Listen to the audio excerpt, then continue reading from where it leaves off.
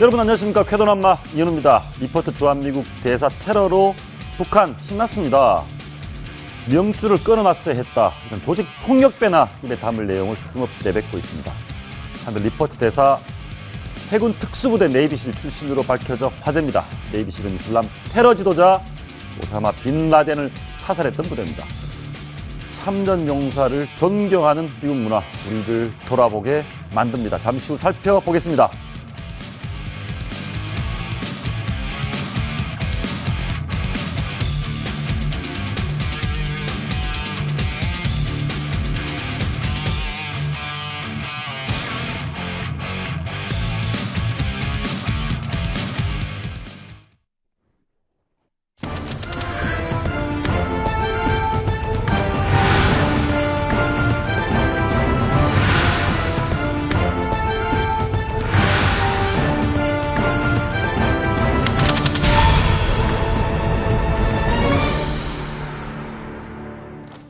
리포트 대사 테러 사건, 우리를 돌아보게 만드는 너무나 다양한 많은 요소들을 갖고 있습니다. 일단 두 분 어서 오시고요. 반갑습니다. 첫 번째 내용 어떤 내용인지 보고 대화 나눠보겠습니다. 한번 보시겠습니다.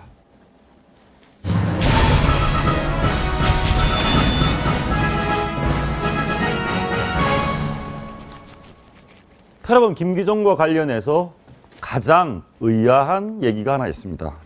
테러범 김기종이 내가 여럿 키웠다. 국회와 정부에 테러범이 도대체 누구를 키웠다는 얘기입니까? 본인이 그럼 국회의원 당선도 시키고 정부 도와줬다는 얘기인가요? 그러니까요. 그 야권이 집권하던 기간에 제야에서 목소리가 큰 사람은 예. 자기하고 좀 연관성이 있거나 과거에 운동권 경험이 같이 있거나 그래서 이제 국회로 들어가거나 이런 사람들이 많을 거 아닙니까, 주변에. 예.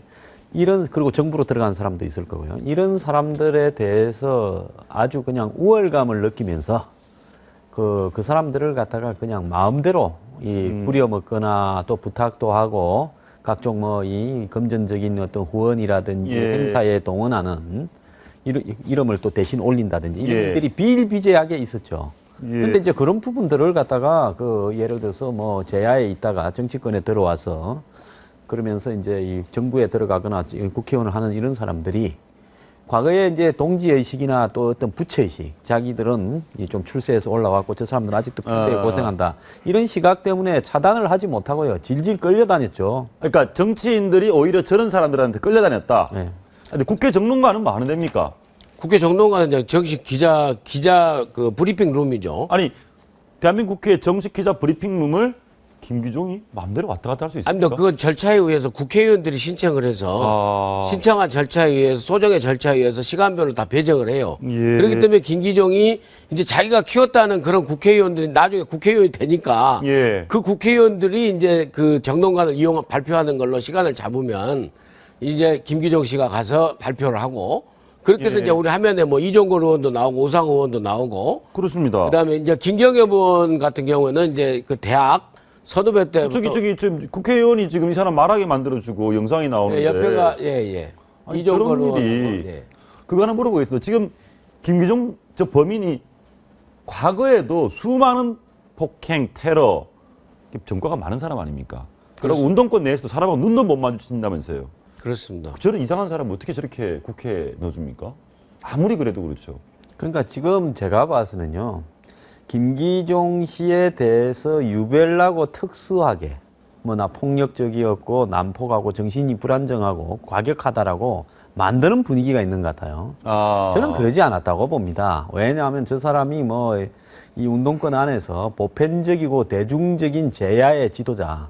사실 저 사람 같이 한 30년 이상을 운동권으로 한 줄로 이렇게 쭉 왔으면 지금쯤 운동권 안에서도 대단한 위치에 올라야 되는데 사실은 이번 이 사건이 나기 전에 아는 문화 분야 사람들이나 북한하고의 이 평화 통일 운동하는 사람들 정도, 종북 세력 정도는 알았지만 대중적으로는 저 사람이 알려진 운동권의 스타는 아니거든요. 예. 그렇게 했지만은 결국은 저 사람이 가지고 온 이 제야 필드에서의 캐리어와 그런 어떤 네트워크가 나름대로는 이 상당한 축적이 되어 있고 인맥이 있는 거죠. 이 방금 말씀해 주신 우상호 의원, 새정치민주연합, 그다음 이종걸 의원, 김경엽 의원, 지금 좀 전에 영상에도 보셨지만 본인들이 국회 정론관에서 얘기할 때 김기정이 범인을 데리고 같이 얘기하는 이 관련해서 본인들은 뭐랍니까? 아니랍니까? 아니죠. 화면이 다 있는데, 그러니까 물론 이제 김기종 씨가 말한 것처럼 김기종 씨가 저 의원들을 뭐 키우거나 그럴 리가 있겠습니까? 본인이 이제 좀 그 가소봉돼서 얘기한 건 하지만은 예. 아무튼 이념적으로 가까웠기 때문에 저 정도 친분을 이용해서 대관을 해준 거예요. 당사자들의 해명은 뭡니까? 그냥 친해서 해줬다? 이런 그래서 대관을 해줬다 이거죠. 아, 그걸 지금 뭐 그러죠. 뭐 때를 쓰고 막 귀찮게 해서 해줬다고 지금에야 말을 그렇게 하고 있죠. 때를 쓰니까 해줬다. 근데 이제 원래는요, 지금 또, 이 김기종 씨가 우리마당이라고 우리 통일문화운동을 한다고 해서 강연회를 수차례 이제 김기종 씨가 주관이 돼서 이렇게 하는데, 거기에 강사로, 연사로 나간 사람이 정동영 의원도 있고, 민병두 의원도 있고, 여러, 그 사람들은 한두 번 간 것도 아니에요. 말하자면. 국회의원들 많아요. 야권에. 그러니까, 진보 성향의 그런 운동단체라고 생각하고, 예. 편하게 가서, 대신 가서 연사로, 대표 연사로 이렇게 강의하고, 우리마당에서 회원들 모아놓으면 쉽게 말하면 네. 김기종 씨가 부르면 그렇게 잘 나가는 정치인 국회의원들이 왔다는 얘기인가요? 그렇죠. 수시로. 예. 진보 성향의 단체라 생각한 게 예. 아니라 한때는 동지였죠. 이제 저렇게 사고를 내고 나니까 골치가 아파서 뭐 과격하고 이러고 때를 쓰고 안 해주면 괴롭히고 해서 우리가 어쩔 수 없이 했다. 지금 와서 그렇게 이야기하는 거지. 한때는 기자회견도 알선하고 토론회도 같이 하고 저 사람이 쓴 평화협정 할 때다라는 책에 보면 국회의원이 현직 국회의원이 같이 공동 글도 같이 올렸어요.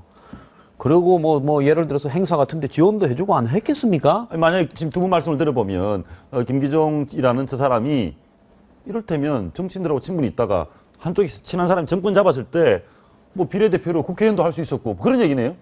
그러니까 뭐 그거야 이제 정치적인 또 다른 테크닉도 좀 필요하지만은 어쨌거나 오늘날 이 제1 제도권 야당이라는 새정치연합과 그다음에 제야에서 이 몇십 년 빼가 굴러온 사람들과의 학력, 그다음에 운동권에서의 이 서로 간의 연고, 예. 또 뭐 같이 필드에서 이렇게 이 같이 일을 했던 어떤 이런 것들, 이런 부분을 차단하지 못하고 그냥 끌려 다니면서 또 예. 저 사람들은 자신들의 한 주요한 지지 기반이다라고 야권 정치인들은 생각을 했겠죠. 지지 기반이다. 그러니까 작년까지도 같이 기자회견도 하고 토론회도 한 거 아닙니까? 야. 근데 뭐 갑자기 무슨 저 사람이 과격하고 난폭하다는 거 이제 알은 작년까지 저 모습을 보면 이야기예요. 뭐 대단한 제야 인사거든요. 죄야 인사죠. 예. 근데 이제 튀는 행동을 해서 자꾸 개인적인 일탈 행동이고 약간 정신의 순간에 뭐 이상한 그런 사람을 지금 몰고 가고 있는데 그렇게 간단하게 그 치부할 일은 저는 아니라고 봅니다. 이게 사회 구조적인 차원에서 구조적인 측면에서 이념적인 측면에서 접근해서 이번 범죄의 행위를 그리고 김기종 씨의 그런 그 이념적 스탠스를 갖다가 우리가 파악을 해야지 개인적 그 약간 정신 이상자 순간에 그런 정신적으로 좀 문제가 있는 사람이 지들 저지른 일탈 행동으로 갈 수는 없죠. 그리고 저 사람이 오래전에 노무현 대통령하고도 인연을 강조하고 박원순 시장하고도 참여연대 같이 만들었다고 그러고 좀 과한 측면도 있지만은 노무현 대통령도 이렇게 본인은 친하다고 생각하고 같이 옛날에 인권변호사 활동할 적에 88년도 인연이 있어서 나중에 안 알아준다고 해서 2007년도에 청와대 앞에서 분신자살 시도한 거 아닙니까? 노무현 대통령이 자기를 안 알아준다고 분신 시도한 겁니까? 그러니까 그 88년도에 저 김기종 씨가 우리마당을 하는데 예. 거기에 이제 괴한들이 습격 사건이 있었어요. 예. 근데 우리마당이 그때 남북 공동 개최를 주장했거든요. 88 서울 올림픽을. 예. 그래서 거기 이제 반대한 사람이 갔는데 그때 이제 뭐 성폭행 사건도 있고 여직원에 우리 마당에 그래서 피해자였는데 그때 인권변호사 노무현 인권변호사가 그 소송을 같이 좀 했었어요. 인연이 있네요. 예. 그래서 이제 노무현 대통령이 대통령 되고 나서 이 문제를 해결을 하지 않느냐라고 청와대 앞에 가서 분신한 걸로 지금 알려져 있지 않습니까? 그리고 중요한 것은요. 저 사람이 주장하는 내용과 현재 야권 정치인들이 주장하는 내용이 다르면 절대 같이 안 했겠죠. 근데 일본의 방위백서 폐지라든지 또 뭐 북한과의 이 정전협정을 평화협정으로 대처한다든지 더 나아가서 무슨 뭐 한미 합동 군사훈련을 하지 마라라든지 이런 부분에 대해서 야권 정치인의 상당수가 현재도 동조하고 있잖아요. 의견을 같이 하고요. 예. 그러니까 일단 생각이 같으니까 저렇게 기자회견도 하고 책도 내고 토론회도 같이 하고 연설도 같이 하고 행사도 같이 하는 거 아니겠습니까? 그걸 뭐 이제 와가지고 저 사람이 난폭하니 정신이 이상하니 고립된 사람이니 고립된 사람이 저렇게 합니까? 그러니까 어제까지 국회 정론관에서 같이 얘기하고 뭐 제야 인사적 하다가 오늘 문제를 일으키니까 저 사람은 정신 이상이다. 지금 자꾸 저 사람에 대해서요, 가난이 어떻고요, 뭐, 예를 들어서 고립이 되었니, 정신이 충동적이고 난폭하니, 그래서 뭐 좀 폭력적인 사람이라서 다들 멀리 했다니, 웃기는 소리 좀 하지 마라 그러십시오. 예, 바로 어제 지난해 무슨 일을 했는지 다 알고 계시다. 아니, 당일 범행 현장에서 경찰 정보원들, 아니, 저도 여러 번 봤어요. 개량한보 하면 딱 김기종 씨 하여튼 떴다 예, 하면은 김기종 씨 개량한보 아닙니까? 근데 범행 당일도 정보가 형사에서 이렇게 문제 있으니까 왜 이렇게 안 잡고 확인을 하니까 민화협 그 관계자가 보수 진보 회원이니까 그냥 이름 써줘서 넣은 거 아닙니까? 그 친분이 없으면 그렇게 들어가겠 회원도 그냥 회원이 아니고 민화협 가입 주요 단체의 대표격이었죠. 그렇지 않습니까? 알겠습니다. 그런데 이제 김기종 씨 변호를 맡은 황상현 변호사, 이 테러범보다 더 종북 성향이 세다, 뭐 이런 얘기를 하고 있습니다. 또 뭐 2011년에 김정일 사망 당시에 예. 그 김정일에 대해서 아주 극찬을 하는 발언을 했다 이런 말이 있거든요. 예, 근데 저는 변호사에 대해서 김정일에 대해서 이렇게 얘기했습니다. 젊은 대장이 좌고우면하지 않고 혈기로 기세 좋게 한반도 영구 평화와 자주적인 통일민주국가 기반을 위해 노력했다. 야, 이게 말이 됩니까? 어떻습니까? 저렇게 볼 수도 있는 건가요? 아니, 그래서 김기종 씨가 예. 그 2011년도에 김정일 빈소 그 시청 앞 그러네요. 하려고 할 적에 예. 그때 몸싸움하고 했지 않습니까? 그때 이제 뭐 당하긴 폭력을 당하긴 피해자긴 했지만 아무튼 김정일 빈소 차리려는 사람 중에 같이 행동을 했지 않습니까? 황상현 변호사나 다 지금 생각이 똑같으니까 변호하고 다 똑같지 않습니까? 이른바 진보 진영이고 진보 진영 중에서 이 사람들은 이제 극단적인 통일주의자들이라게 우리가 지칭할 수도 있겠죠. 저 변호사는 2010년에 일본 대사를 습격했을 때도요 같이 변호를 해줬습니다. 근데 저 변호사가 저는 이 사건 당일날 곧바로 변호를 맡아주는 걸 보고 물론 성대 법대의 뭐 후배인 것 같은데요. 그렇다 하더라도 이렇게 심각한 사건을 저질렀는데 뭐 저 사람은 기초생활 수급자입니까? 예. 이 변호사 수임료를 지불할 능력도 없는 사람일 건데 곧바로 변호사를 맡아준다는 것은 당일 사고 치고 나면 바로 오후에 변호사 맡아라고 서로 이야기가 됐는지 어떻는지 모르겠지만은요. 예. 그런데 이런 식으로 이 변호사가 이후에 뭐 리포트 대사를 습격할 의도는 없었다. 뭐 우발적으로 발생한 사건이다 하면서 이 김기종 씨의 이 형을 갖다가 낮추기 위한 입장에서 이 우발적이고 마치 해프닝처럼 이야기해 가는 것. 예. 이런 어떤 부분으로 보면요. 뭐 둘 사이가 어떤 관계인지 굉장히 좀 의구심이 알겠습니다. 그 부분은 경찰, 검찰 수사가 진행되는 상황을 보면서 더 확인해 봐야겠습니다. 다음 주제 한번 보시겠습니다.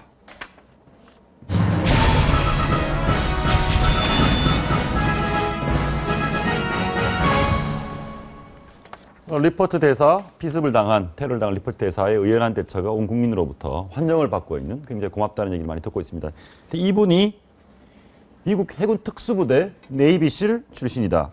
예, 네이비실이라 그러면 뭐 미국에서 델타 포스와 더불어서 예. 델타 포스는 주로 이제 육지에서의 예. 구출, 습격 이런 어떤 이 부대고요. 네이비실은 뭐 전천후 바다를 비롯해서 하는 최강의 부대 아닙니까? 근데 저 사람이 원래 거기 안에 보면 이제 두 가지 종류가 있죠. 필드 오퍼레이터라고 직접 작전에 투입되어서 예. 총을 쏘고 이 한 작전을 하는 사람. 지금 나오고 있는 저 게 사람은 이제 네이비실로 활동하는 저 사람은 이제 인텔리전트 오피스라고 정보 장교. 하지만은 전체적으로 네이비실 소속은 많습니다. 그래서 저 사람이 2005년에 아마 해군에 장교로 갔다 왔다가 예. 스탠포드를 나왔는데 대학 다닐 때부터 본인이 군대를 가기를 자청했고 집안에도 대부분 군대를 갔다는 겁니다. 집안이요? 예, 직명제가 아닌 국가에서 예. 그래서 본인이 군대를 가는 프로그램을 했던 것 같아요. 그래서 2005년에 해군에 갔다 와가 2007, 8년에 예비역 소집령에 의해서 이라크에 참전을 했습니다. 진짜 전쟁에 참전했군요. 네, 그때는 오바마가 대선을 할 때인데요. 대선을 갔다가 자기가 주군이 대선을 하는데도 예. 자기는 군에 갔고요. 그 다음에 또 갔다 와가지고 이 미국의 NSC에 예. 이 부보좌관 겸 비서실장을 하다가요. 예. 고위직을 하다가 그러니까 청와대 NSC 부실장 같은 자리를 하다가 또 군대를 한 번 더 갑니다. 그러면 이런 거네요. 지금 우리로 따지면 굳이 적절한 비유인지 모르겠지만 문고리 3인방이 있는데 전쟁 위험이 있으니까 문고리 3인방이 나 전쟁하러 갔다 오겠다. 박 대통령이 지금 선거를 하는데 예. 전쟁을 갔고요. 예. 그것도 예비역으로 예. 소집으로요. 그 다음에 또 한 번 갔다 와가지고 한 2년 있다가 청와대에 근무를 다시 하다가 예. 또 가요. 그래서 2009년에서 11년 사이에 미국의 뭡니까 롱비치에 있는 그 어떤 이 버지니아주 해군 기지에서도 또 근무하다가 이라크도 갔다 왔다 그래요. 예. 그러니까 군대를 총 3번 갔죠. 총 3번이나 그런 경험들이 이번에 이렇게 테러를 당했을 때 의연하게 대처할 수 있는 그런 미끄럼이 됐겠습니다. 네이비 실 부대는 우리 항 소장님이 잘 하나 놓쳤는데 그 유명한 오사마 빈 라덴 사살한 이슬람 테러 지도자. 그 특공 부대 아닙니까? 특수부대. 오사마 빈 라덴을 네이비실, 그러니까 네. 리퍼트가 활약했던 그 부대에서 그렇죠. 사살을 했습니까? 그렇죠. 그렇죠. 야. 이제 그렇게 해서 그리고 또 네이비 실이 우리나라 공수특전단도 마찬가지고 예. UDT나 다 특전 부대들 있지 않습니까? 예. 해병대 안에서 UDT 다 해군 안에서도 있는데 아무리 그 정보장교를 하더라도 기본 훈련은 마칩니다. 공수부대도 아무리 행정장교, 정보장교를 공수부대 내에서 하더라도 다 낙하산, 낙하훈련 다 하고 하지 않습니까? 예. 그러니까 그 알겠습니다. 정도로 예. 이제 문무를 겸했다라고. 근무를 겸한 근데 리퍼트- 사고 방식이 그러니까 늘 위기에 처했을 적에 늘 의연하고 대담하게 하는 게 좀 그게 체득돼 있지 않았느냐 하는 그런 판단이 드네요. 빈라덴이 2011년에 사살됐는데 저 사람이 2011년에 아프간에도 갔다 온 걸로 지금. 근데 보니까 외할아버지는 공군조정사, 외삼촌은 조정사, 엄마, 사촌, 해군 장교 집안에서 이번 사건을 가지고 리포터 아버지가 여러 가지 얘기를 했습니다. 어떤 얘기를 했는지 들어보니까 걱정을 별로 안 하는 것 같아요. 예, 그 아들을 믿는다. 예, 아파도 그리고 오지 말고 한국에 있으라고 이야기를 했거든요. 사실은 제가 미국의 지인들하고 좀 이야기를 해보니까 요 근래 사건 이후에 지금 가장 우려스러운 사태가 저 리퍼트 대사가 이제 실밥을 뽑고 난 뒤에 퇴원한 다음에 가족도 놀랬고 본인도 이 충격이 컸으니까 심리적 안정을 위해서 고향에 가서 좀 쉬다 오겠다고 돌아가 버리면요. 이게 주한미 대사가 없는 상황이에요. 한 3, 4주를 비워버리는 사태가 오면 그 뭐 오바마가 뭐라 그랬습니까? 니 와서 좀 쉬다 가라 그러고. 그렇죠. 오히려 미국 정부에서는 한국 정부에 대해서 여러 가지로 요즘 불편한 것도 있으니까 압력을 좀 넣기 위해서 그렇게 하라고 할 수도 있어요. 그리고 저 사람이 자리를 비워버리면요. 한국으로서는 굉장히 외교적으로 곤혹스러운 순간이 지속될 수 있는데 근데 아버지가 너 한국에 계속 있으라고 이야기를 하는 걸 제가 들었어요. 알겠습니다. 어저께도 얘기했고 오늘도 얘기를 했고 리포트 아버지 얘기를 몇 개를 한번 들어보시겠습니다. 보시죠. Well, when I saw him, I mean, you're distressed because it's yours. I mean, he's, he's part of us. I think the whole experience to him was traumatic, to say the least, and I think that was part of his expression. I think he would look at it as a sign of weakness if he left, and I don't think he wants to do that. I think the investigation by the appropriate authorities in South Korea will lead to a conclusion as to intent. And other than that, I don't want to get into any personal comments. I think that's obviously left within the privacy of my own thoughts. 지금 방금 뒤쪽에 나온 영상은 저희가 채널A가 단독으로 입수한 영상인데 여기에서 그런 얘기를 했습니다. 자기 아들을 죽이려고 했던 테러범에 대해서 어떻게 생각하냐라고 했더니 리포터 아버지가 그것에 대해서는 난 말하면 안 된다. 안 하겠다. 한국 수사기관이 알아서 할 부분이다. 이건 어떻게 생각하십니까? 굉장히 신중하고 공정하면서 가족으로서 이 사건에 대한 개인적인 감정을 드러내지 않지 않습니까? 저는 저 집안이 그 미국에 그 군인들도 많이 배출하고 나름대로 국가 간이 투철한 집이기 때문에 가족이 이런 부분에 분노했을 때 그것이 미치는 영향력과 한국 국민에게 미치는 입장을 고려해서 굉장히 신중하겠다고 봅니다. 예, 마지막으로 그거 하나 물어보겠습니다.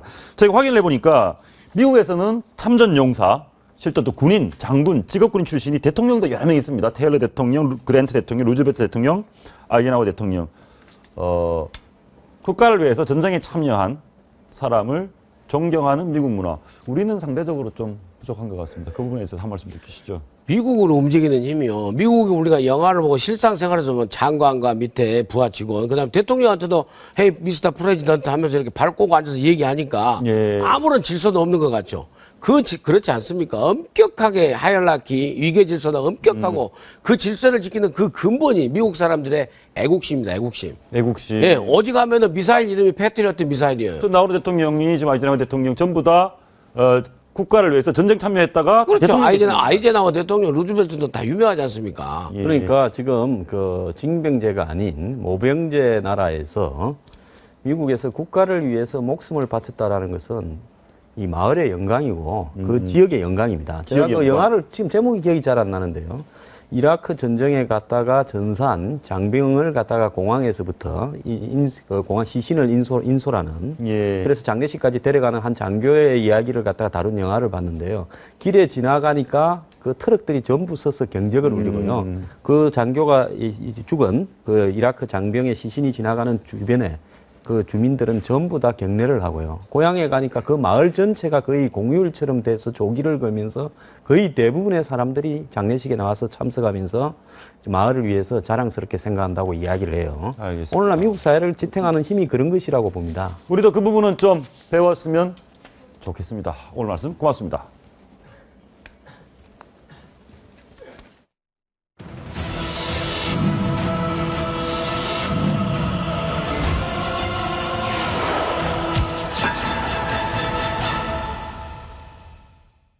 북한 외교관이 방글라데시 국제공항에서 금덩어리 무려 27kg 15억 원어치를 몰래 들여오려다가 압수당했습니다. 방글라데시 당국은 이 북한 외교관을 기소하는 방향으로 조사를 진행하고 있습니다. 한정훈 기자가 보도합니다. 방글라데시 다카 주재 북한 대사관에 근무하는 북한 외교관이 금괴 백제시계와 금제 장식을 갖고 들어오다 지난 5일 공항에서 적발됐습니다. 금 무게만 약 27kg, 우리 돈으로 환산하면 약 15억 원치 정도 됩니다. 이 북한 외교관은 통상 경제 담당 손영남 1등 서기관으로 밝혀졌습니다. 공항 당국은 북한 외교관이 금을 밀반입하려고 한다는 정보를 세관에서 입수해 현장에서 붙잡았습니다. 싱가포르를 출발해 다카 공항에 도착한 손 외교관은 세관에 아무 신고도 하지 않았고 가방 검사도 거부한 것으로 전해졌습니다. 결국 공항에서 10시간 정도 조사를 받고 외교관 면책 특권으로 일단 풀려났습니다. 방글라데시 외무부는 해당 외교관이 승객 1인당 면세 범위에 해당하는 200g 이상의 금을 운반했기 때문에 문제가 됐다고 밝혔습니다. 방글라데시 당국은 손 외교관을 기소하는 방안을 검토하고 있습니다. 채널A 뉴스 한정훈입니다. 이번 한 주 가장 핫했던 뜨거웠던 북한 뉴스들을 살펴보는 시간입니다. 강성산 전 북한 총리 사위인 경민대 강명도 교수와 함께 하겠습니다. 어서 오십시오. 네, 안녕하십니까? 방금 영상 보셨는데 아니 고위직 외교관이 금괴 밀수를 하는 게 이게 가능합니까? 아니, 그래도 좀 군계니까 뭐 자기네 나라 거 가지고 몰래 가지고 가는데, 달러 100만 달러 가지고 가다 체포되는 경우도 있지 않습니까? 위조 달러. 위조 달러. 그러니까 위조 달러, 위조 술, 가짜 술, 가짜 담배, 군계 이런 걸 가지고 나가다가 들킨 사례가 한두 번이 아닌데, 근데 이번엔 양이 많아요, 제가 보니까. 27kg. 전번에는 이제 동남아시아에서 뭐 미얀마에서 캄보디아로 넘어가다가 국경에서 100만 달러의 위조 지폐를 트렁크에다 요겠고 가다 들킨 적은 있었거든요.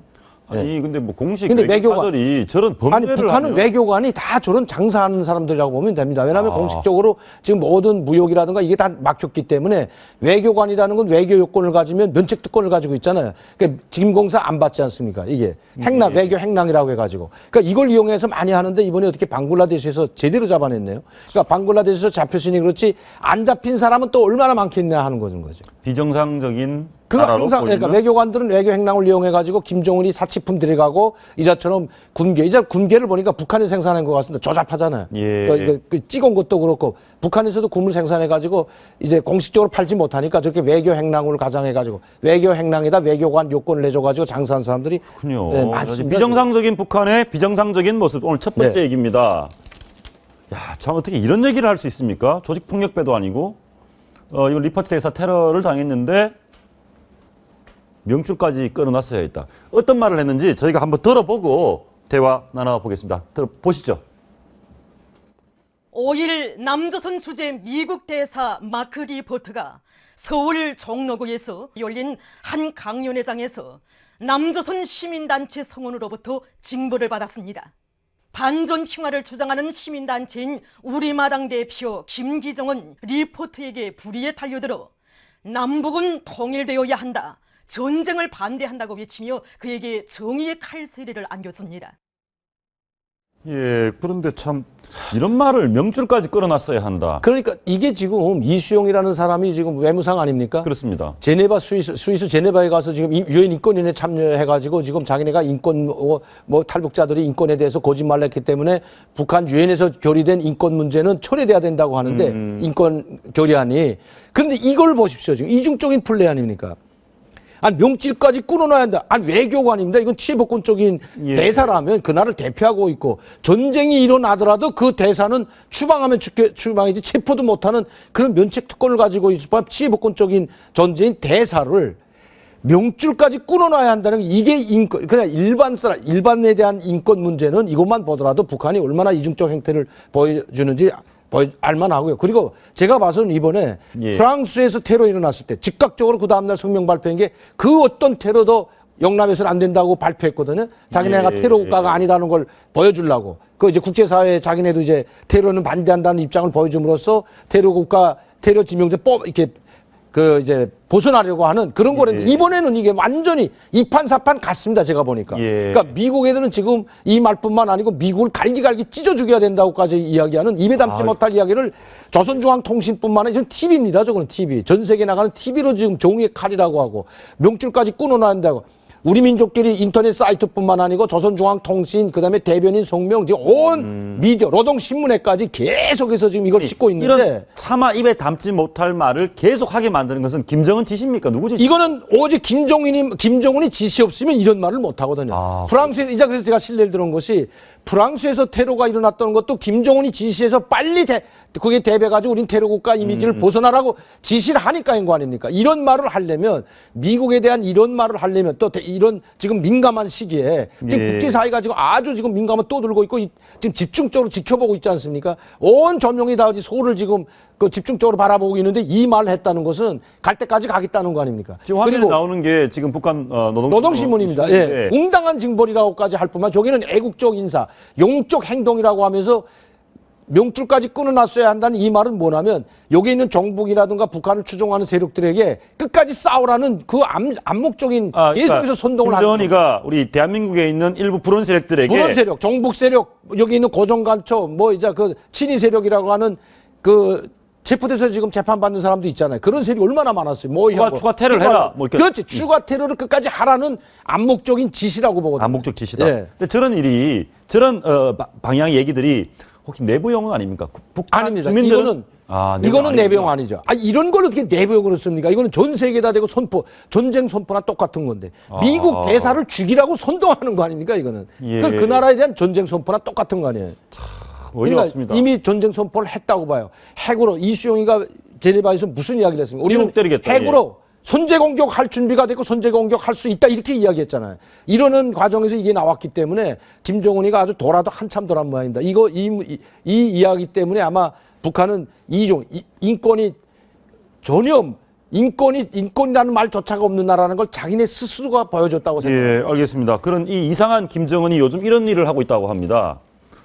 적의 적은 동지, 그러니까 미국의 적인 무슬림, 예. 자기들의 적인 미국, 적의 또 적인 무슬림을 굉장히 친하게 지낸다? 이건 무슨 얘기합니까? 그러니까 지금 가장 미국에 격렬하게 무장 투쟁을 하는 나라, 무기를 가지고 맞서서 테러를 하고 하는 나라가 다 이슬람 국가들입니다. 그렇죠. 예, 무슬림들이나 극단 무슬림, 이슬람도 극단 이슬람이라고 하는데 극단주의적 예. 무슬림들이라고 하는데 그 알카에다, 예. IS 이게 다 극단주의자들 아닙니까? 그래도 여러 개가 있지 않습니까? 뭐 하마스라든지 뭐 여러 개 극단주의 그 무장 투쟁을 하는 미국을 반대해서 저항하는 세력이 바로 극단주의 무슬림인데 이 사람들과 이미 오래전부터 연결되어 있다는 말은 계속 나왔고. 아니 근데 그리고 이제 동지라고 합니다. 무슬림, 예, 동지. 무기를 대주는 거 아니에요? 거기서. 김정은의 동지가 그러니까 이슬람 테러 세력. IS가 사용하는 모든 발사관에 이게 다 북한죄가 상당히 많거든요, 지금. 그러니까 이런 것들을 봤을 때 북한의 김정은이가 지금 무슬림하고 손잡고 미국에 저항하는 세력을 키울지도 모른다는 거죠. 이걸 우리가 좀 자세히 좀 집중적으로 조사도 해봐야 되고 자세히 봐야 된다고 생각합니다. 왜냐하면 지금 이 IS가 사용하는 무기들을 우리가 한번 볼 필요가 있거든요. 예. 그리고 옛날부터 북한은 이 무슬림 국가들하고 상당히 가까웠습니다. 리비아, 이라크, 시리아, 그러네요. 예멘 이런 예. 나라들하고 상당히 가까웠기 때문에 거기에 그래서 그들을 동지라고 부르는 거 아닙니까? 아니 근데 원래 북한은 주체사상 신봉하면서 종교를 원래 배격하지 않습니까? 아니, 종교를 배격하는데 기독교 그리스도 연맹이라는 것도 일어나고 자기네가 필요할 땐 그걸 활용하기 위해서 자기네 그렇군요. 국가에도 종교 자유가 있다고 그리스 연맹, 뭐 천주교, 천도교 이거 다 있지 않습니까? 불교도 연맹도 있고 이런 것은 종교가 있고 없고 그걸 관계하지 않고 자기네가 필요하다고 할 때는 종교지만 미국을 반대하는 종교단체든지 이슬람 단체든지 그것은 관계하지 않는다. 그러면 무조건 미국을 공격하고 한국을 공격하는데 이슬람 세력과 이용하는 연계할 수 거죠. 있다. 그러니까 동지라고 하지 않습니까? 동지라는 것은 상당히 의미가 깊은 건데 전략적 동반자를 북한 말로는 동지입니다. 간단히 말씀드리면 모든 우리가 지금 전략적 동반자 구축을 박근혜 대통령이 미국, 중국 이번에 간 이제 어디죠? 아랍에미레이트 예, 전략적 있죠. 동반자로 지금 가고 있는데 이게 뭐냐? 전략적 동반자가 돼버리면 군사적인 관계도 이제 밀접하게 연관되지 않습니까? 이렇게 되면 그걸 동지, 북한 말로 말하면 바로 동지인데. 쉽게 말하면 동지입니다. 우리 미국하고 전략적 동반자, 우리 한미 동맹이 동지의 나라는 예, 이 동지입니다. 동지라는 건 서로 무기를 줄 수도 있고 도움을 받고 하는 그런 관계이기 때문에 무슬림을 동지라고 불렀다면 이미 이거 심각한 문제죠. 북한에 핵까지 가지고 있잖아요. 핵무기, 소형 핵무기까지 넘겨준다면 이거 심각한 상황이 벌어질 수가 있기 때문에. 그러면 네. 교수님, 이 북한 김정은 정권이 IS 이슬람 테러 세력과 더 밀접하게 저는 지금 연계돼 있다고 보거든요. 연계돼 아까도 있다. 말씀드렸지만 거기서 사용하는 발사관이라는 그 반땅크 이제 그 로켓 있지 않습니까? 예. 북한만은 발사관이 이 발사관들이 다 북한제거든요. 그렇다면 이걸 한번 조사해 볼 필요가 있다는 거죠. 심각한데. 이미 저는 돼 있다고 봐요. 이미 그리고 돼 있다. IS에도 북한의 특수부대 아이들이 들어가지 않았다고 단정 지을 수는 없거든요. 아마 예. 지금 동지라고 불렀으면 지금부터라도 아마 미국 대사의 명줄까지 끊어놨어야 한다고 이런 말을 할 정도면 이미 IS하고 손 잡고 있다고 봐야죠. 알겠습니다. 참 걱정이 됩니다. 이제 우리 정부도 좀 긴장을 하고 예. 다시 좀 살펴봐야 될 것 같습니다. 다음 소식 하나 보시겠습니다. 캐릭터, 저희가 아주 특별한 이미지를 주는 걸 캐릭터 이런 표현을 쓰는데 캐릭터 기주 김정은 굉장히 황당한 사진이 하나 있거든요. 제가 한번 봤으면 좋겠는데 뭐 머리칼부터 몰래 캐릭터가 이게 유명하잖아요. 선글라스를 꼈는데요. 굉장히 한가운데 본인만 선글라스를 안 끼고 모든 사람이 선글라스를 끼우거나 또 본인이 선글라스 끼고 있거나 지금 나오고 있습니다. 저 예. 사진 혹시 자세히 한번 좀 봤으면 좋겠는데 예. 이 한여름도 아닌데 모두 선글라스를 끼워놓고 자기만 안 끼고 있습니다. 저게 지금 선글라스 보십시오. 뭐 똑같습니다. 하나와 같이. 예. 이 선글라스가 뭐냐면 저도 저 사진을 뭐 깜짝 알아봤던 좀 물어봤는데 예. 뭐 정확하진 않습니다만 그쪽에서 나오는 답변이 뭐냐면 김정은이가 선물로 준 선글라스랍니다. 이 부대 이제 공군 비행사들한테 선글라스 선물로 주니까 김정은이가 준 선물을 영광스럽게 끼고 사진 찍은 장면이죠. 예. 네, 김정은이가 비행사들이 이제 햇빛에 눈이 노출되면 안 된다고 해가지고 자외선 차단하는 선글라스를 말해서 선물로 주라 해가지고 이걸 김정은이가 직접 선물로 줬다는 거 아니에요. 예. 그래서 그걸 김정은이 앞에서 저걸 끼고 찍지 일반 사람들이 자기가 김정은이 선물이 아니면 자기가 가지고 다니는 거 김정은이 옆에서 선글라스 끼지를 못해요. 김정은 앞에서는 선글라스 끼면 안 되죠. 그렇죠. 원래는. 예. 당연히 그렇죠. 근데 저는 김정은이가 선물로 준 거니까 영광스러운 거거든요. 저 사진이 사람들한테. 너무 웃깁니다. 네. 참. 그러니까 딱 무슨 외계인 속에 있는 김정은 같은데 예. 모자도 선물로 준 거랍니다. 양털 모자거든요, 저게. 이제 양털 이제 겨울에 쓰는 양털 모자인데 그 양털 모자에다가 이제 그 선글라스까지 선물로 줘가지고 그걸 다 착용하고 쓰고 이렇게 해서 지금 찍는 예, 건데 근데 원래 최고 지도자 앞에서는 아무 사람이 선글라스 낀 안 적을 되는데. 보질 못했습니다. 예. 근데 원래 저 김정일, 예. 김정일도 선글라스 검은 거만 끼고 다니고. 선글라스 김정은도 선글라스만 꼈죠. 근데 김정일이 꼈던 선글라스하고 김정은이가 쓰는 선글라스 조금 차이가 있는데 어떤 차이가 있습니까? 김정은이가 쓰는 선글라스는 코미디인들이 쓰는 김정은이. 아버지는 김정은이. 그게 좀 괜찮고 좀 넓고 예. 크고 이렇게 다 쓰는데 저 김정은이 쓰고 백두산에 가서 군 지휘관들하고 연설할 때 왼쪽에 있는 김정일은 네, 정상적인 크잖아요. 좀 크고 그런데 김정은이가 썼던 지금 나오는 김정은이 말고 백두산에 가서 연설할 때 사진 보면요. 네. 코미디 같은 지금도 좀 이상해요. 약간 네. 좀 퉁퉁해가지고 좀 김정은은 아주 노란 테에다가 군태 안경에다 조그만 선글라스 꼈습니다. 작은 알이 작은 거기 때문에 예. 김정은이 얼굴이 좀 크잖아요. 예, 여기 있네, 여기 나오네요. 저걸 끼니까 얼마나 저건 코미디. 저건 좀 약간 이상한 스타일이라고 봅니다. 예, 꼭 누구라고 말씀드리지 않겠지만 코미디 개그맨 같기도 하고. 사실 연설할 때 선글라스 끼고 연설하는 장면은 저는 최고 지도자가 생각 처음 봅니다. 근데 저 교수님 그거 한번 물어보겠습니다. 지금 저희가 봐도 이상한데 저 머리도 지금 이상하게 막 잘랐지 않습니까? 뭐 배추머리. 배추머리도 뭐 배추가 좀 이상한 배추머리인데 왜 저럽니까? 국민들이 이상하게 보지 않습니까? 이상하게 보는데 그 주위에서 누가 이야기하는 사람이 없다는 거죠. 막 이상하게 만든다고 봐요, 저는. 뭐 김원웅이나 이 최룡이나 황병수 항상 같이 다니는 사람 있지 않습니까? 예, 예. 김여정이까지도 김정은이를 아주 바보 만들려고 작정을 낸 것 그 같습니다. 머리도 저 사람들은 이상한 머리인데. 아니 저건 이상한 머리라고 누가 봐도 이상한 머리인데도 불구하고 누구도 거기에 대해서 이야기하지 않는다는 것은 너 혼자 그렇게 너 잘난 도시 다니는데 너 혼자 바보인 줄 모른다. 너 계속 바보 되라. 이거나 똑같은데 사실 그걸 왜 이야기하지 않을까? 이야기했다가 괜히 자기한테 불똥 튈까봐 그냥 장군님 모시습니다. 이게 문제거든요 지금. 인민군대 전 부대에 들어가고 미사일 부대 그 사격장 가고 스쿼드 미사일 현장 보고 공군사령부 가서 비행기가 폭격하는 거 이게 보고. 저 눈썹은 왜 이렇게 반을 잘랐습니까? 눈썹도 이쪽 끝이 그러니까 없어요. 저거는 왜 잘랐는지 자기만 할 거, 자기가 좋아하니까. 김정은이 자기가 그래야만이 카리스마가 있고 날카로운 빛, 하도 뚱뚱하다 보니까 그 날카로운 빛이 없으니까 이제 이걸 잘라서 절반으로 하면 저게 호랑이 눈썹이라는 거야, 자칭 그냥. 아예 눈썹이 없으면 더 눈에 띌 텐데. 표범 눈썹. 맞아. 예. 표범 눈썹이 조금 있잖아. 좀 하나 찍어 있는 것처럼 그 눈썹을 만들려고 하는데 이게 다른 사람이 보기엔 바보처럼 보이지만 자기는 멋있게 보일 거 아닙니까? 그러면 옆에 있는 지도자들이 같이 있는 고위층들이 이야기를 해줘야 되는데 이야기를 안 하는 거죠. 김정은이 과거 담배 들고 있고 목발 짚고 이런 게 다 연출이 된 겁니까? 다 담배도 연출되는 겁니다. 담배는 자기가 나이가 어리니까 좀 무게감을 보이기 위해서 담배 항상 지고 나이 70, 80 된 사람들 앞에 담배 지고 있으면 김정은이가 나이가 착각하게 되거든요. 자는 저 도대체 뭐냐. 담배만 지금 좀 무게감 있어 보이니까 항상 하고. 저 집행이 짚은 거는 다리가 부상당했는데 젊은 사람이가 계속 병원에만 누워있기 싫으니까 아마 야, 나 그럼 다리 부상당했는데 다 공개되는데 어떻게 떼어놔. 이 젊은 사람의 얘거든 바로. 이 젊은 사람과 나이 많은 사람이 그래서 우리가 김정은이를 좀 주의하고 조심해야 한다는 게 뭐냐면 주의 있게 봐야 된다. 어떻게 돌출 행동할지 모르기 때문에 지금 자기가 미사일 쏘고 뭐 군함에 나가서 뭐 실콤 미사일 발사, 지대함 미사일, 지대공 미사일 발사하면 자기가 우리가 이거 싸워도 이길 수 있다. 이런 착각이 빠질 수 있다는 거죠. 알겠습니다. 착각에 빠진 김정은이 이런 얘기도 했습니다. 삽질로 애국심을 증명하라. 이게 식수절 얘기인데요. 사실 뭐 김일성에도 식수절에는 이따금씩 등장을 했는데 식수절이 최근에 우리나라 식목일이죠. 식목이랑 똑같은 겁니다. 그러니까 식수절에 나와가지고 산이 황폐화되니까 이 황폐화된 원인은 다 김일성, 김정일 때문에 황폐화되는데 왜 식량 생산이 부족하니까 식량 생산하기 위해서 야산들을 다 깎고 깊은 산에 중토까지 깎아가지고 다 논밭을 만들었거든요. 밭으로 만들었습니다. 다락밭을.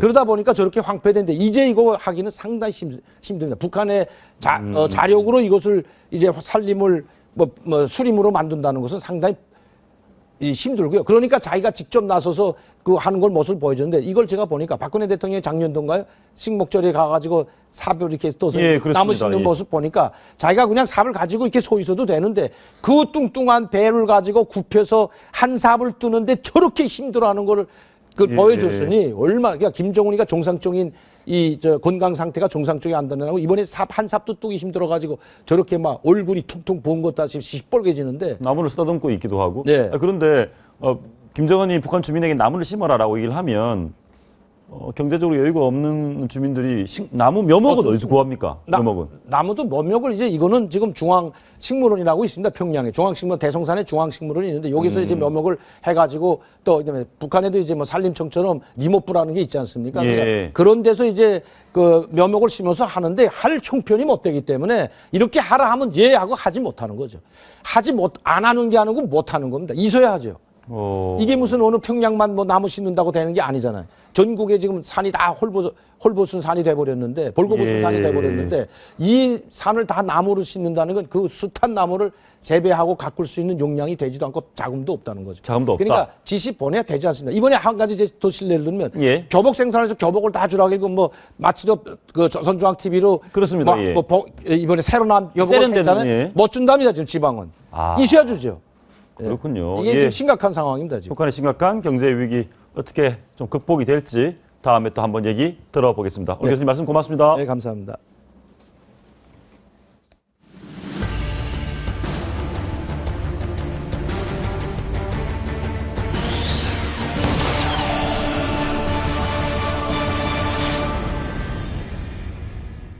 한민국 국방부 장관이 키 리졸브 훈련 사상 처음으로 훈련장을 직접 찾았습니다. 김정은이 가장 두려워하는 건 한미연합 군사 훈련이라고 하면서 한미동맹 강화를 역설했습니다. 손효주 기자가 보도합니다.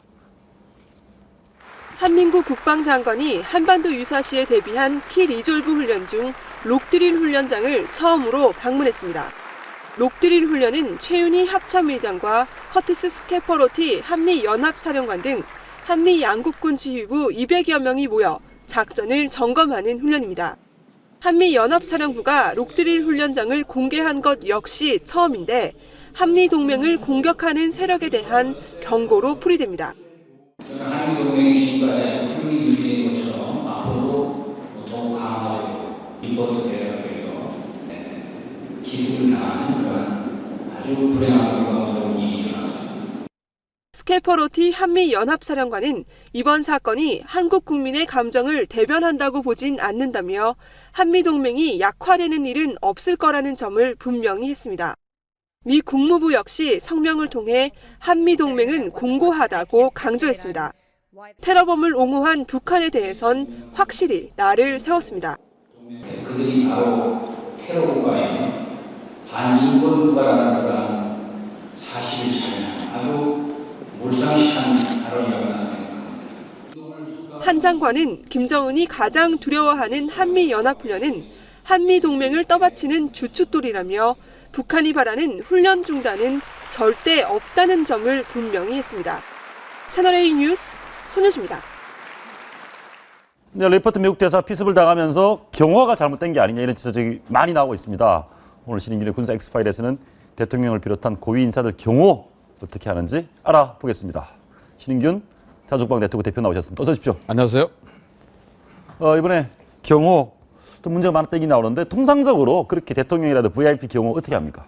경호원들이 많이 붙어 있는 거죠? 경호원들이 근접 경호를 하죠. 근접 경호. 그러나 이제 미 대사 같은 경우는 우리 당국의 근접 경호 대상이 아니기 때문에 예. 특히 외교 사절들은 이런 공식적인 행사 외에도 자신만의 비공식적인 그런 일들을 하거든요. 예. 정보 수집이라든지 여러 가지 어떤 그런 일들을 하는데 만약에 우리 정부가 근접 경호를 위해서 경호원을 파견을 한다면 그것은 일종의 감시로 비춰질 수 있어요. 그럴 수가 있겠네요. 따라서 그런 것들은 굉장히 서로 간의 협의에 의해서 하는 것이지 항상 근접 경호를 붙여주는 건 아닙니다. 그런데 경호원들에게 가장 중요한 게 007 가방이다. 농담처럼 그런 얘기 있습니다. 네.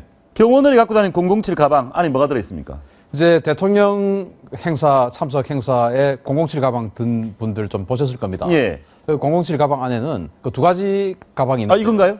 예, 그 이 가방 안에는 이제 기관총이 들어있죠. 기관총. 예, 그렇습니다. 야, MP5 기관총은 K라고 상당히 하는. 강력한 무기인데. 네, 기관총이 들어있는데 예. 이 독일에서 만든 예. 기관총이에요. 그 예. 독일에서 만든 기관총의 앞 총신을 잘라서 이 007 가방하고 잘라서? 크기를 똑같이 만들고 예. 007 가방 위에 손잡이가 있지 않습니까? 예. 그 손잡이에 스위치가 방아쇠예요. 어. 그래서 그 가방을 들고 이렇게 갈기면 바로 그냥 총이 가방을 열지 않고 그냥 열지 가방 않고 전체로 그게 바로 그냥 기관총입니다. 그래서 손잡이를 들고 당기면은 바로 그냥 총이 발사되는 그런 예. 기관총을 들고 있는 경호원도 있고 예. 또 그냥 근접 경호를 하면서 기관총 요원이 아닌 권총 요원이 있고 예. 그렇습니다. 이 권총은 뭐 이 글록 17이라는 이런 권총이 글록이라고 하는 권총인데 이게 예. 지금 현재 전 세계에서 가장 성공하고 있는 권총이에요. 예. 우리 영화에서 보는 미국 경찰들 거의 대부분이 이 글록을 들고 있고요. 이건 이제 오스트리아에서 만든 총인데 뭐 미국에 뭐 베리타라든지 엄청나게 많은 총 회사들 있잖아요. 예. 그럼에도 불구하고 이 글록이 왜 성공했냐면 가볍습니다. 이 총신이나 총열 같은 것을 중요 부품을 제외하고 전부 플라스틱으로 만들었어요. 그래서 그렇군요. 다른 권총보다 무게가 한 3분의 2 정도밖에 안 되기 때문에 거의 대부분의 경찰이나 이런 사람들이 글록을 다 들고 그래서 우리 대통령 경호실에서도 물론 경호원 개인의 취향에 따라서 다른 걸 들 수도 있습니다만은 보편적으로는 이 글록 17을 드는데 여기에 이제 9mm 탄이 17발 들어가는 17발. 탄창 하나에 탄창 하나. 아주 가볍고 명중률도 좋고 뭐 영화에 나오는 대부분의 총이 뭐 이거라고 보시면 됩니다. 알겠습니다. 그런데 아까 말씀하셨습니다. 007 가방이 네. 가방을 열지도 않고 가방 든채로 이게 총 누르면 바로 총이 나간다 그랬는데 맞습니다. 007 가방이 또 방탄 효과도 있다 그런 얘기죠. 그래서 이제 그 기관총 가방도 있고 예. 방탄 가방도 있습니다. 방탄 가방은 뭐냐면은 이를테면 예를 들어서 저격이나 습격이 이제 발생했습니다. 그러면은 대통령을 막아야 되지 않습니까? 예. 그런데 사람의 몸만으로 다 막을 수 없는 상황이 발생할 수도 있어요. 왜냐하면 예. 강력한 소총 같은 것은 관통도 하니까요. 사람 몸을 뚫고, 그러니까 경호라는 게 경호원이 대통령을 대신해 죽는 거죠. 다 에워싸죠. 예. 그래서 또 다른 그 007 가방은 딱 던지면은 펼쳐져 가지고 방탄판으로 변하는 007 가방이 있습니다. 그렇군요. 그런 것들을 이제 방탄판을 만들고 경호원들이 대통령을 순식간에 이제 몇 겹으로 에워싸죠. 그래서 어떤 그 통로를 만들어서 안전한 곳으로 이동을 시키는 몇 겹으로 에워싸서 그렇게 이동을 하는 겁니다. 그리고 제가 대표님 좀 들은 얘기가 무슨 네. 휴대폰으로 휴대폰을 잘 막아야 된다 이런 얘기도 하셨죠. 이제 그 대통령 행사에 이제 취재하시러 가보셨을 거 아닙니까? 예. 가보시면 휴대폰 통화가 안 되죠. 됩니다. 예. 예. 왜 안 되냐면은 우리 그 이라크나 아프간이나 이런 데 보면 사제 폭탄들 만들지 않습니까? 예. 또 우리 영화에도 봐도 그 시한폭탄, 시한폭탄. 사제폭탄들 예. 이런 것들을 대부분을 휴대폰 수신을 통해서 폭발하는 그런 시스템을 합니다. 아까 테러리스트가 그렇죠. 외부에서 전화기를 딱 전화로 휴대폰을 걸면 그래서 거기에 수신이 딱 되는 순간 시한폭탄이 터지게끔 그렇게 많이 하기 때문에 그게 가장 초보적이고 쉬운 그런 방법입니다. 그래서 휴대폰이 만약에 되면은 그 어딘가에 시한폭탄을 만들어 놨다가 휴대폰이 딱 수신되는 순간에 터지게끔 만들면 안 되기 때문에 대부분은 휴대폰을 통신이 안 되게끔 만들고 또 휴대폰이 또 그 외에도 있으면 어떤 그 테러, 개인 테러가 아니고 집단적인 테러 같은 경우는 대통령이 지금 이쪽으로 지금 들어오고 있다. 실시간 상황 전파를 할 수 있지 않습니까? 그런 모든 것들 때문에 휴대폰 이 통신을 제밍을 해버리죠. 예, 사실 뭐 우리가 경호하면 저희들이 TV도 나오고 있네요, 영상에도. 네. 방탄차 아닙니까? 그렇습니다. 우리 박근혜 대통령은 이걸 타고 다닙니까? 뭐 박근혜 대통령은 한 4가지 종류의 예, 방탄차가 방탄차. 있는데요. 그 중에서 이제 가장 애용하시는 게 벤츠 S600 풀만 가드라고 하는 이 방탄차. 그 벤츠 방탄차를 주로 타시는군요. 그렇습니다. 그리고 이제 취임식 할 때는 예. 현대에서 에쿠스 스트레치드 라고 하는 방탄차를 저기 있는데 예쁘네. 따로 개발했는데 에쿠스 한 대 가격이 한 1억 정도 하잖아요. 예. 좋은 것이. 그런데 이 에쿠스 방탄차는 한 대만 유일하게 만든 건데 한 20억 원 정도 한답니다. 아니, 잠깐 보여주시죠. 네. 지금 그냥 평범하게 보이는 이 에쿠스 한 대가 20억 원요? 이제 전부 수제로 20억 했고 와. 기관총에도 견딜 수 있고 또 예를 들어서 화생방 공격이 예. 발생을 하면 이 다른 외부 공기가 들어오면 안 되고 또 장시간 동안 그 화생방이 제거될 때까지 산소 호흡을 해야 되지 않습니까? 예. 그래서 안에 산소 공급 장치까지도 다 넣어놓은 그런 그 에쿠스인데 이 벤츠 이 방탄차도 몇십억 하나 보죠? 뭐 제가 그 가격은 모르겠습니다만 이게 다 소량 주문 생산이기 때문에 아마 에쿠스보다는 훨씬 비싸겠죠. 과거 우리 대통령들은 다 뭐 벤츠는 탔습니까? 다 과거 대통령들은 우리 이제 그 이승만 대통령은 예. 아이젠하워 대통령이 미국의 아이젠하워 대통령이 선물한 캐딜락 플리트우드 60이라고 하는 저 모델을 여기 탔습니다. 있군요. 이승만 대통령은 캐딜락을 타셨고. 그렇고 예. 이제 박정희 대통령도 캐딜락을 탔어요. 캐딜락 플리트우드 75라고 하는 모델을 탔는데 지금 저기 육군사관학교에 전시가 되어 있는 것으로 알고 있습니다. 예. 이 캐딜락이 당시로는 굉장히 좋은 지금도 지금 나오고 있네요. 그렇죠. 캐딜락. 미국 예. GM에서 나오는 차들 중에서 가장 좋은 차가 캐딜락 아니겠습니까? 예. 그리고 이제 또 미국 포드에서 나오는 미국의 자동차 회사의 양대 산맥이 GM과 포드인데 예. 포드에서 나오는 가장 좋은 모델이 바로 링컨이죠. 예. 그래서 우리 노태우 대통령하고 전두환 대통령은 또 링컨을 주로 이용했습니다. 그러니까 링컨 컨티넨탈 리무진을 이용했는데 전두환 노태우 대통령까지는 주로 미국에 있는 제일 고급 방탄차를 타고 셨어요. 그리고 미국 또 대통령들도 주로 그 링컨 컨티넨탈 리무진을 주로 이용을 했는데 프랭클린 루즈벨트 대통령이 이 링컨 컨티넨탈 리무진을 이용했어요. 그때부터 쭉 계속 역대 대통령들이 마치 어떤 그 전통처럼 링컨 컨티넨탈 리무진을 이용했는데 재밌는 일화가 있습니다. 케네디 대통령, 존 F 케네디 대통령이 상원 의원 때 자기는 이제 상원 의원이고 젊고 하니까 자기도 뭔가 이런 좀 그 리무진 의전차가 있어야 되겠다 싶어서 독일의 메르세데스 벤츠사에다가 이 방탄차를 주문을 한 거예요. 예. 독일에서 상원 의원 따위에게는 이런 거 줄 수 없다. 거절해버린 겁니다. 벤츠사가. 예. 그래서 케네디 대통령이 당선됐습니다. 예. 그랬더니 독일의 또 벤츠사가 우리가 벤츠 리무진을 납품을 해주고 싶다. 선물을 하고 싶다 하니까 케네디 대통령이 사람을 알아보지 못하는 그 회사 따위 차는 타지 않겠다. 라고 해서 또 링컨 컨티넨탈을 탔다는 그런 또 일화가 있습니다. 그래서 아무튼 이제 김대중 대통령, 노무현 대통령, 이제 김대중 대통령 이쪽으로 오면서 때 이제 들어와서 벤츠, BMW. 처음으로 이제 미국제가 아니고 독일제 벤츠 S600 풀만 가드를 했습니다. 그래서 그동안 쭉 우리 대통령들이 미제 캐딜락이나 링컨을 주로 이용을 했는데 김대중 대통령 때 처음으로 벤츠를 이용을 했고 그리고 노무현 대통령은 아주 좀 특이하시게 이 BMW는 또 젊음의 상징이에요. 그런데 노무현 대통령은 BMW Security 760LI라고 하는 이 또 방탄차를 또 주문해서 저걸 타고 주로 다니셨고 이 중에서 제일 성능이 좋은 방탄차는 뭡니까? 우리 대표님 보시기에. 아무래도 벤츠 S600 풀만 가드가 그 로켓포 공격에도 견딥니다. 아, 이 승용차가 로켓을 맞아도 견딥니까? RPG-7 아까 우리 예, 강명도 예. 교수가 뭐 발사관 이야기를 하던데 예. 그런 그 테러 집단들이 RPG-7 굉장히 많이 가지고 있지 않습니까? 예. RPG-7에 기본적으로 견딜 수 있어야 됩니다. 오. 그리고 이제 이명박 대통령 같은 경우는 현대 출신이시다 보니까 또 현대 에쿠스를 주로 이용을 하셨고 지금 현재 전 세계에서 가장 성능이 좋은 방탄차는 아무래도 오바마 대통령이 타는 캐딜락 원이라고 하는 겁니다. 캐딜락 원. 캐딜락이 링컨에게 계속 지다가 안 되겠다 해가지고 클린턴 대통령 때 캐딜락 원이라고 하는 그런 그 방탄차를 만들어서 선물을 했습니다. 그런데 그 캐딜락 원의 그 문짝 두께를 보면 30cm가 넘어요. 아, 문짝이. 그러니까 뭐 로켓을 맞아도 멀쩡하군요. 멀쩡하죠. 그래서 예. 현재 가장 강력한 방탄차는 아무래도 캐딜락 원이다. 저는 그렇게 봅니다. 그래서 저기에 오늘 박 대통령이 이번에 중동 순방 얘기를 잠시 해보겠습니다. 네. 대조영함을 탔습니다. 맞습니다. 대조영함이 그때 아담만 예명작전 때 썼던 배 아닌가요? 아덴만 예명작전에 했던 배는 최영함이고 아, 최영함. 이 대조영함은 어떤 배냐면은 4,500톤급 한국형 구축함입니다. 예. 충무공 이순신함 클래스라고 하죠. 1번 함이 충무공 이순신함이고 2번 함은 문무대왕, 3번 함이 대조영함, 아덴만 예명작전 했던 배는 5번 함이었던 최영함. 최영함. 네. 크기는 비슷하겠네요, 그러면. 똑같죠? 아, 똑같은 네. 배다. 네, 똑같은 배. 아, 6번 함 최영함이네요. 예. 그렇게 똑같은 배인데 이번에는 그런 6척의 배가 계속 교대를 해서 아덴만에 우리 대해적 작전을 하러 갑니다.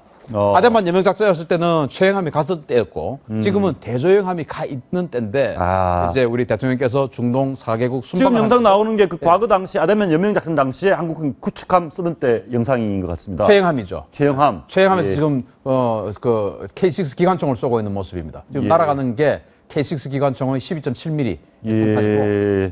그런 모습을 지금 보고 있죠. 지금 우리 최영함하고 이번에 대통령 타신 대조영함 이 함이 저런 무기들은 어떤 무기들을 많이 갖고 있습니까? 일단 이 그 대조영함의 가장 큰 특징이라는 것은 SM-2라고 하는 이게 함대공 미사일을 32발을 장착을 해서 이게 사정거리가 한 150km 정도 되는데 150km. 150km 근방에는 적의 어떠한 전투기도 접근하지 못하게 하는 그런 능력이 있어요. 또 뭐 이번에 그 북한이 우란이라고 하는 그 함대함 미사일 쏘고 있는 게 예. 그래서 저게 SM-2인데 SM-2. 예. 그 우란이라고 하는 그런 미사일을 격추시켜버릴 수 있는 요격시켜버릴 수 있는 그런 능력이 있고 그리고 이제 해성이라고 하는 바다의 자 별성자입니다. 예. 해성이라고 하는 우리 국산 함대함 미사일을 8발 장착하고 국산 미사일. 국산입니다. 이것도 역시 사정거리가 한 150km 되는데 예. 이를테면 예를 들어서 미사일이 날아가서 목표물이 있는데 그 목표물을 타격을 합니다. 예. 그런데 그 목표물도 예를 들어 이동을 한다든지 뭔가 제밍을 해가지고 헛발칠 수 있지 않습니까? 예. 그러면은 맞을 때까지 계속 돌아와서 공격합니다.